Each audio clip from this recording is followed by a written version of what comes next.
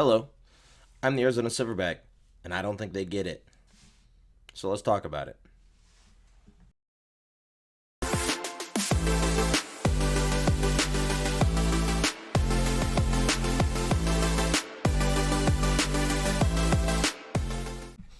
Hello.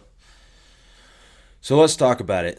I'm going to read, and you guys are going to be able to read it too. I'll put it up on the screen, a user question. But this one's a little different, okay? So this one's going to go off on its own tangent, but it's because I want to explain to you kind of where the world sits versus where we sit. Let's read this. No worries on the email checking frequency. The questions below are just some concepts that I've been chewing on. I don't use social media because I told them just contact me on social media. If you contact me on social media, I get back to it. Email, not so much, but I always try to get back to people who reach out. I'm in my early 20s and train on four times a week.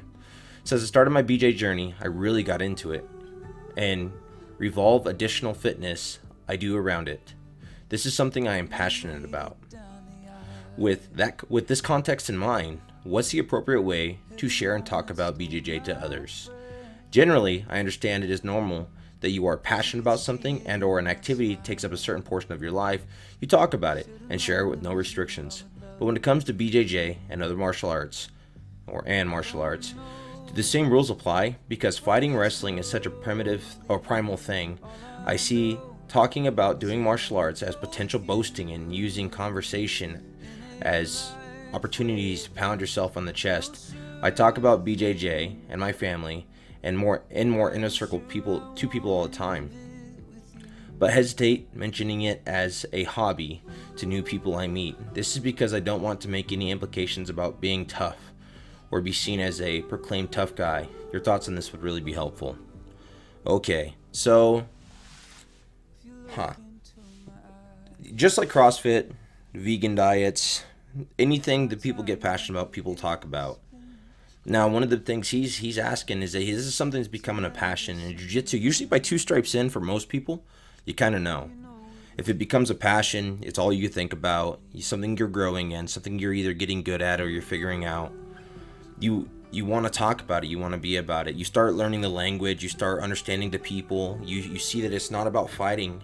It's about training and camaraderie and brothership and sistership and the love of what jiu-jitsu does for you. Well, unfortunately, even the people closest to you, they don't get it. Okay, and they won't get it. I read a couple things yesterday when I did a video about rolling with females. People were like, well, my wife, she doesn't get it. Like basically like, well, I don't want to roll because I don't want to upset her. And here's the thing is they won't get it. People are going to ask you to quit jiu-jitsu. People are going to ask you to stop. People aren't going to understand why you're training it. They won't get it. Nobody will get it unless you do it. This is probably for me one of the worst things about jiu-jitsu is that people don't understand.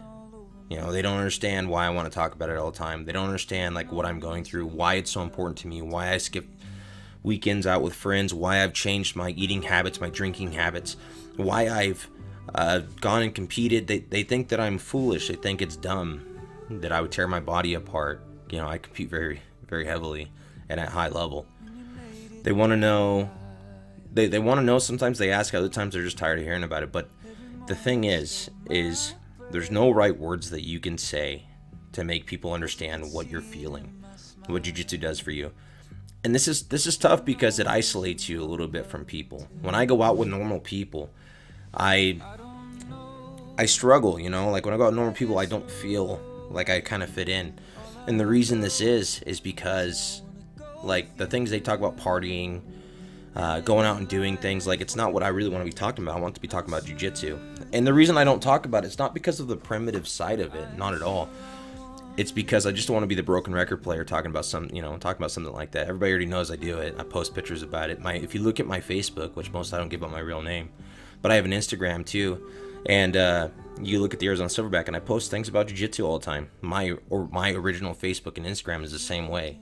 I mean, I have two YouTube channels that talk about jiu-jitsu, and one makes not fun of it, but one makes fun for jiu-jitsu because I think jiu-jitsu should be fun.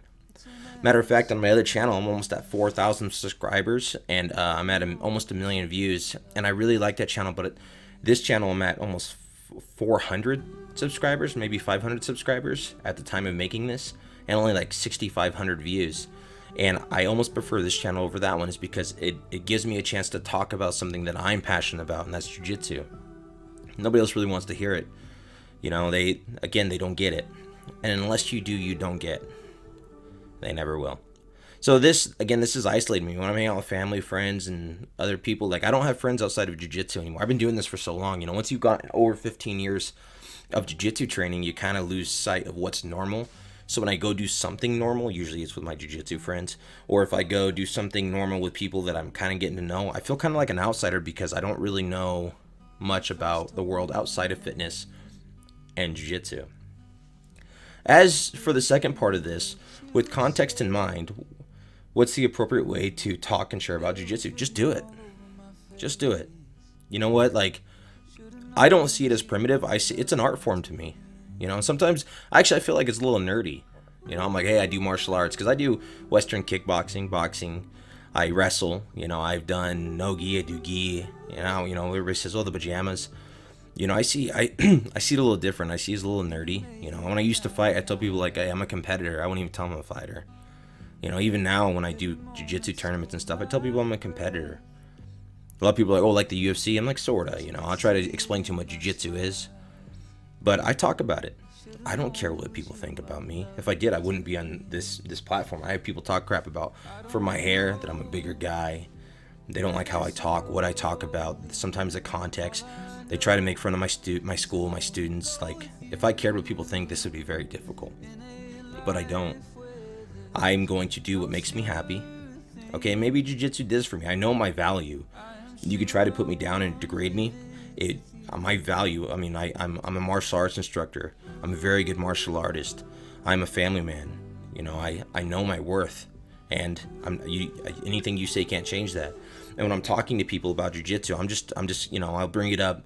I choose who I talk to. You know, I don't just go talk to anybody. But I'm talking to people. I'll let them know, hey, this is what I do, and this is what I enjoy, and I invite them. And then I made a comedy video about some of the excuses that I get. But at the end of the day, if they come or they don't come, if they care or they don't care, it really makes no difference to me. You know, I'm inviting them not to boast or pound, but I want to share what jiu-jitsu has done for me with somebody else. And again, as you get higher, as I don't know what rank you guys are, maybe share down below, tell me your rank, you know, to give me context of who I'm talking to, or I can add context in knowing who I'm talking to. But the higher and deeper you get into this, the less you kind of fit into the normal world. So that's why I started this YouTube channel, is because not my other one. My other one is because one day I want to make enough money off YouTube that I could buy my own gym and make jiu-jitsu free for my community. But this one, I wanted people to talk to. I wanted things to discuss. I want to be able to reach out to people who are like-minded and understand me, because the world doesn't seem to anymore. Well, anyway, I know this is kind of a strange question and a strange video, but this is something I've actually really wanted to talk about, is like the fact that nobody gets it. Like, when you get a stripe and you want to tell the world that, hey, look, I got a jiu-jitsu stripe. They're like, oh, cool. But for you, that's 6 months of blood, sweat, and tears. That's hard work. When you go up to a blue belt, they're like, wow, cool, you got a blue belt. In most martial arts, you can get to the next belt within a month. You know, some of you get a black belt in 2.5 years, but jiu-jitsu takes a long time, and it's a lot of work and dedication, not only to the martial arts but to yourself. It's a journey of self-growth. And you know what? Everybody says, well, I don't care about the belt, but at the end of the day, we all are looking for the same thing. We're looking for recognition, a place to belong, purpose in life. And the black belt is kind of the goal, you know, like who wouldn't want to reach the beginning of the pinnacle? So this is just my thoughts, okay? And if you've been following along this whole time, again, we're almost at 500 subscribers, which I think is pretty cool for a channel of, this is something that's my side channel that I just want to talk about jiu-jitsu, and I appreciate you being here. And my other one, we're almost at 4,000 subscribers and 1 million views, which is pretty cool too. But anyway, I'm the Arizona Silverback, and now you know. Thanks for listening.